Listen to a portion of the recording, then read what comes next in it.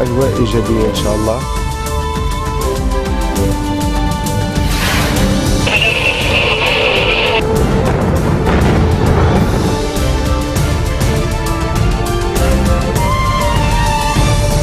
Good afternoon. You're watching the English newscast on Future Television. I'm Lina Tamim, and these are today's headlines. Maronite Patriarch urges rival political leaders to seriously consider the initiative proposed by former Prime Minister Saad Hariri to end the presidential vacuum. Interior Minister Nuhad al-Mashnu meets with Grand Mufti Sheikh Abdul Latif Daryan and says Hariri's initiative is ongoing. And Iraqi forces retake large parts of Ramadi from ISIS fighters, but officials expect the city's liberation to take longer than expected. Maronite Patriarch has urged rival political leaders to consider the benefits of an initiative proposed by former Prime Minister Saad Hariri to end the 19-month-long power vacuum. In his Christmas speech, Ra'i said electing a president as soon as possible should be considered, given it is a national responsibility which doesn't only concern Christians and Maronites.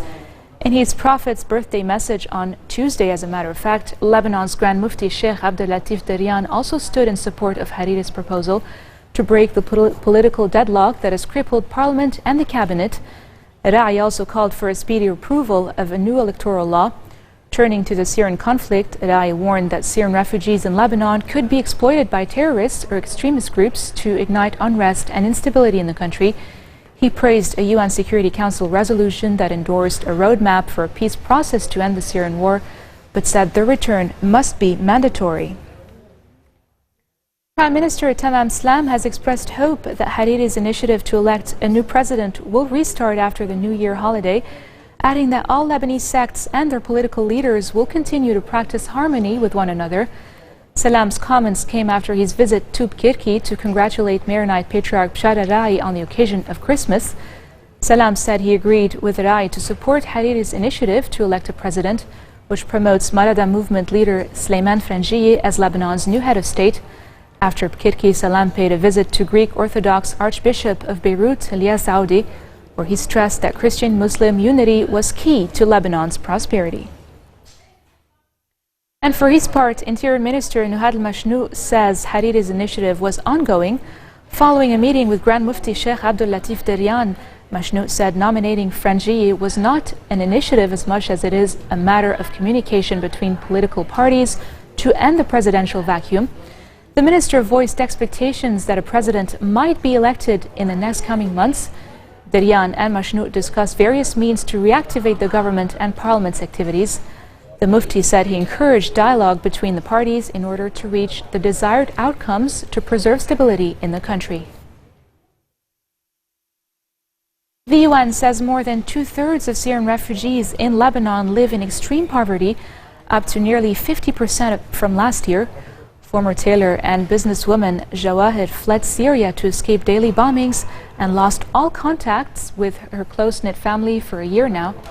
Now a refugee in Lebanon, she has decided to sell some of her food to buy a mobile phone and reconnect with her family.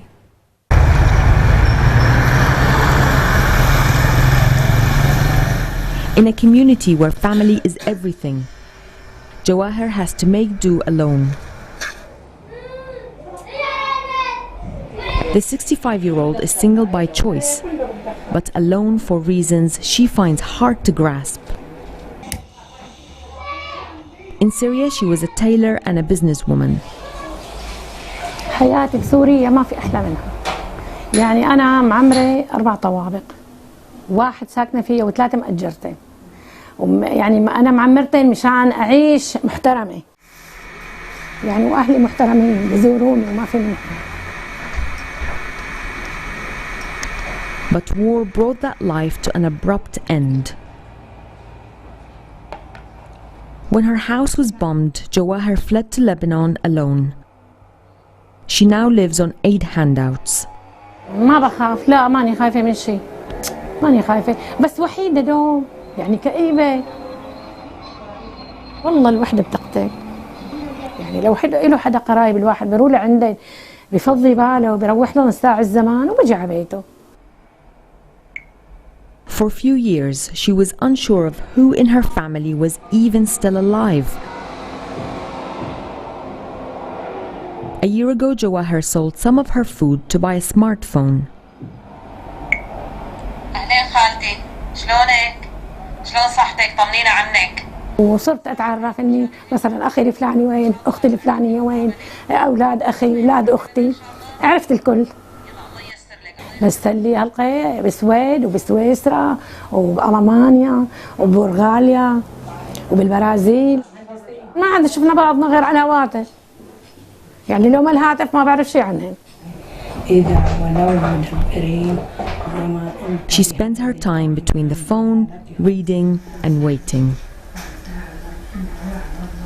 She's optimistic that she can go back to Syria in her lifetime, to be independent once more and to be with her family again.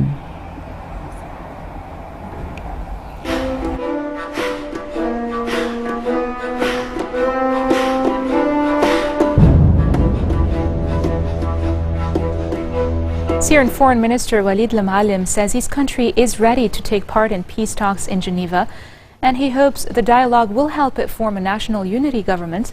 Al-Muallim was speaking at a press conference during a visit to Beijing.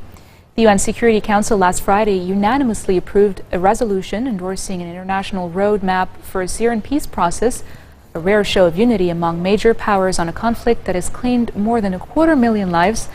The UN plans to convene peace talks in Geneva towards the end of January. Muallim said he told Chinese Foreign Minister Wang Yi that Syria was ready to participate in the Syrian dialogue in Geneva without any foreign interference. In his words. Yes, I inform my dear colleague that Syria ready to participate in the Syrian dialogue in Geneva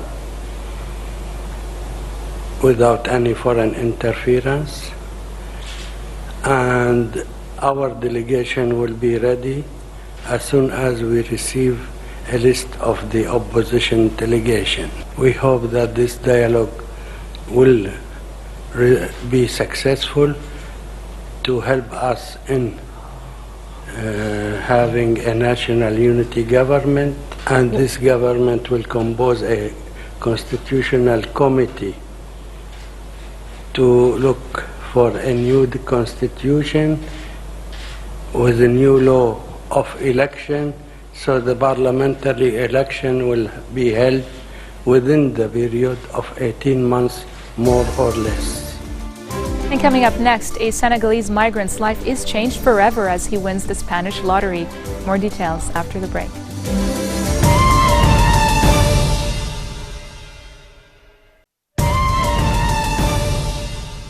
Welcome back. Iraqi forces have retaken large parts of Ramadi from Islamic State of Iraq and the Levant fighters, but officials expect the city's liberation to take longer than initially expected. Intense fighting between Iraqi forces and ISIL fighters continued today, 2 days after the latest operation to recapture the city began in earnest. Iraqi intelligence believe there are only a few hundred rebels left within the city, but booby traps have slowed their progress. A day earlier, Iraqi government and military officials said they expected the Anbar provincial capital to be liberated within 72 hours, but that target appears to have been pushed back. Israeli forces have killed a Palestinian after he injured a soldier in a car ramming attack in the West Bank. Israeli security forces killed 2 other Palestinian assailants in separate incidents in the West Bank throughout the day. As a 12-week-old surge in street violence showed no sign of abating, the Israeli army earlier said a knife-wielding Palestinian wounded 2 guards near a Jewish settlement in the West Bank and was shot dead. In a different location, another Palestinian was shot dead while trying to stab a soldier with a screwdriver. At least 25 people have been killed and 107 injured in a fire at a hospital in Jizan, Saudi Arabia. The Saudi Civil Defense Directorate said the fire started at about 2:30 a.m. local time, and most of the injured were patients. It is not yet known what caused the blaze, which began on the first floor of the hospital where the intensive care unit and maternity ward are. At least 20 civil defense brigades were deployed to fight the blaze, which is now under control. Saudi Arabian authorities are on the scene investigating.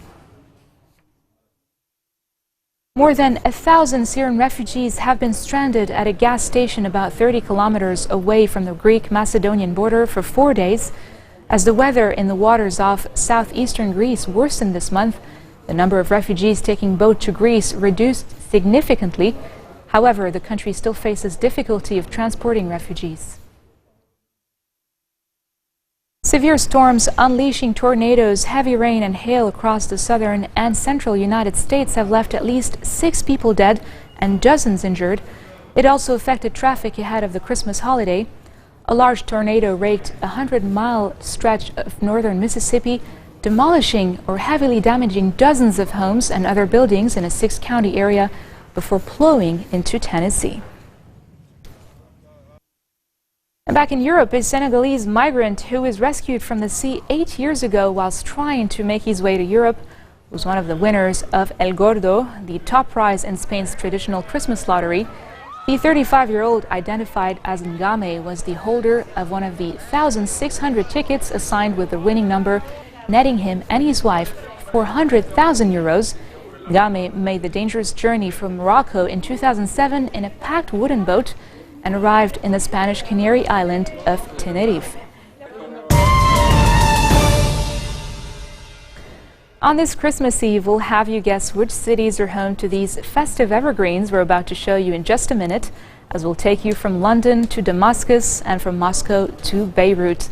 Some of the alternative constructions range from recycled rubbish in Mexico City to old window frames in Rakvere, Estonia. But whatever the type of tree, this message is the same. Merry Christmas.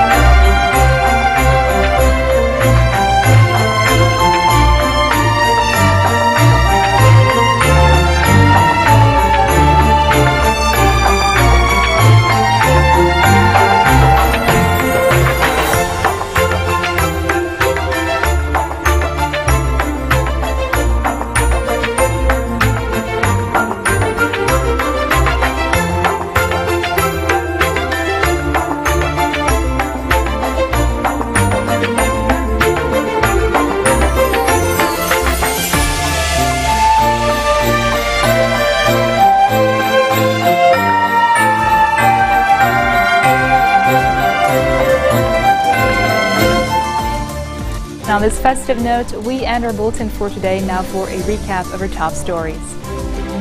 Maronite Patriarch Shadadai urges rival political leaders to seriously consider the initiative proposed by former Prime Minister Saad Hariri to end the presidential vacuum.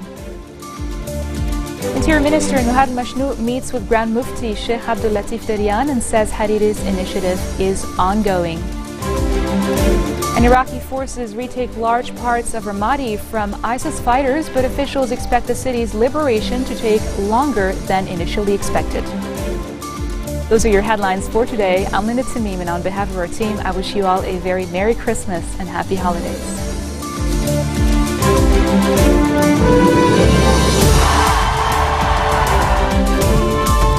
الأجواء إيجابية إن شاء الله.